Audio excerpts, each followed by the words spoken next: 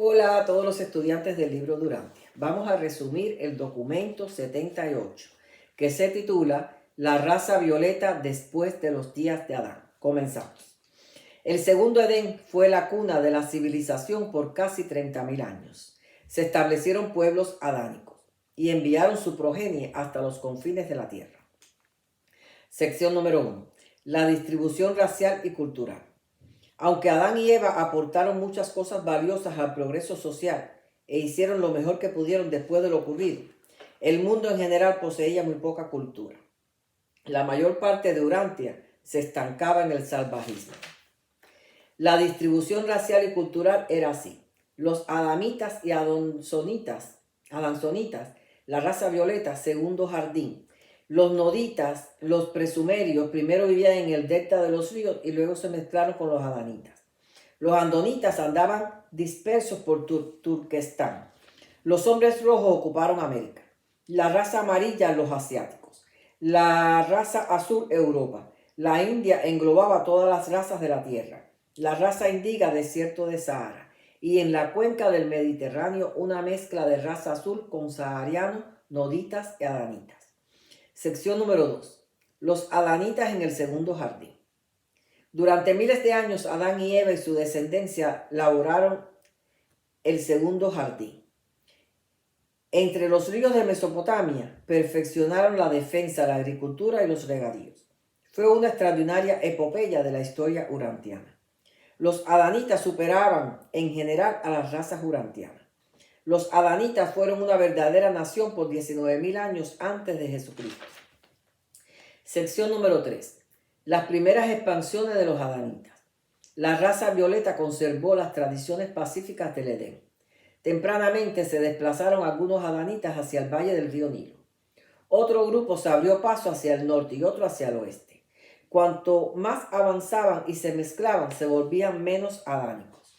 Desde 30.000 años hasta 10.000 años antes de Jesucristo, hubo muchas mezclas raciales que hicieron época. En el noroeste de la India perduraba la cultura de los tiempos de Van. Todos estos amalgamientos resultó en la adopción de muchas ideas nuevas. Facilitó el progreso de la civilización. 15.000 años antes de Jesucristo, ya había más descendientes de Adán en Europa y Asia que en el resto del mundo entero. Las riberas del Mediterráneo estaban ocupadas por tribus que eran predominantemente andonitas. Los pueblos negros se desplazaban cada vez más hacia el sur de África. Los pueblos de la India estaban estancados. Los pueblos amarillos consolidaban todo lo que poseían en Asia Central. Toda esta distribución racial, que a la vez estuvo relacionada con los cambios climáticos, trajo al escenario mundial la raza andita. Sección número 4. Los anditas. La raza andita representa la mezcla de la raza violeta con la cepa nodita, más los pueblos evolucionarios. Aunque los anditas contaban con un porcentaje mayor de sangre adánica que la de las razas modernas de hoy. Los anditas constituyeron lo mejor y más completa cepa humana y habían conservado la tradición adánica de buscar la paz. Sus desplazamientos se habían hecho con carácter de migración pacífica. Eran aventureros y tenían disposición de itinerantes, y no pararon hasta haber circunnavegado el globo y descubrir el último continente remoto. Sección número 5. Las migraciones anditas. El segundo jardín persistió hasta 15.000 años antes de Jesucristo. El renacimiento del sacerdocio setista y el mando de Amosat inauguraron una era espléndida. Una época en la que se mezclaron los adanitas con los noditas y surgieron los anditas ya explicados. Los anditas introdujeron nuevos adelantos en Eurasia y África del Norte. Ya había muchas lenguas modernas y viajeros. 12.000 años antes de Jesucristo residían en Europa 3/4 de la descendencia andita del mundo. Los anditas también emigraron a la India y el norte de China. Penetraron África hasta un poco más allá del Ecuador. Estos anditas fueron los llamados conquistadores dravidianos y posteriormente los arios de la India.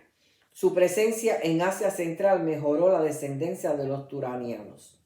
132 miembros de esta raza se embarcaron desde Japón hacia América del Sur. Se mezclaron con los nativos de los Andes, establecieron el linaje de los futuros emperadores de los incas. Muchos otros centros de civilización hoy en día están sumergidos. Estos éxodos continuaron hasta 6.000 años antes de Jesucristo. Mejoraron las creencias religiosas y las prácticas morales. Y así fue como la cultura de Mesopotamia, a partir del segundo Edén, se propagó silenciosamente por Europa, la India, la China, África del Norte y las islas del Pacífico. Sección número 6. Perdón. Las últimas dispersiones anditas. Estas últimas dispersiones ocurrieron entre 8.000 y 6.000 años antes de Jesucristo. Emprendieron su éxodo final por varios rumbos. 65% hacia Europa, 10% hacia Turquestán, los setistas, 10% hacia el norte de China, 10% hacia Egipto y 5% se quedó alrededor de la desembocadura de Tigris y el Éufrates. Y para 6.000 años antes de Jesucristo ya se había evacuado el segundo jardín.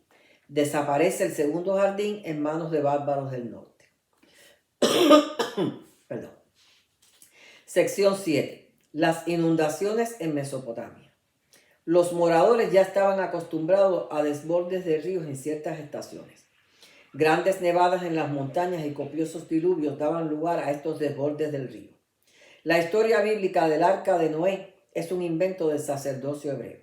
Noé en efecto vivió, era un viñador, vivía en las riberas de Erec. Él llevaba un registro de las crecidas del río, le gustaba la meteorología. Fue criticado porque exhortaba a residentes del área a que construyeran sus casas de modo que pudiera flotar durante una crecida a inundación. Y cuando vinieran las lluvias, se aseguraran de tener de todas las necesidades básicas en casa. Nadie le hizo caso, pero él sí se había preparado y fue el único que salvó su casa y su familia.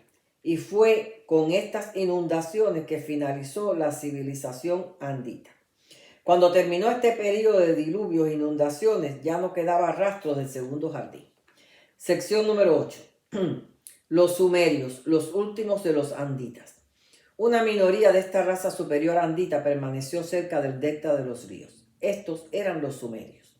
Eran en su mayoría anditas. Eran los últimos anditas. Hace 7.000 años, Ur se convirtió en el centro de la industria alfarera. Habían unas tribus vigorosas en el norte que eran inferiores, un poco andita, un poco adanzonita, que hostigaban. Los sumerios pudieron defenderse producto de su inteligencia superior y armas superiores. Los sumerios eran un pueblo unido porque tenían una sola religión y la practicaban el grupo entero.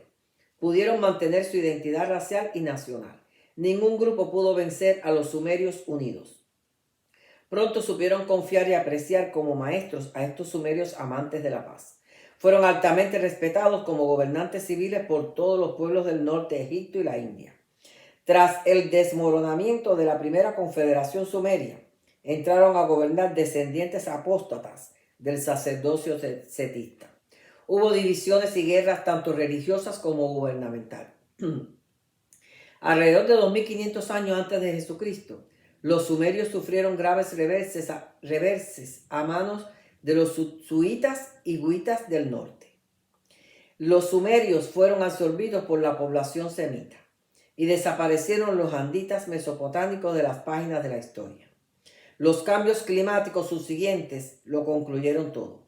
Esta es la historia de la raza violeta después de los días de Adán y del destino de su tierra natal entre Tigris y Éufrates. Y hasta aquí llega este documento, los espero en el próximo.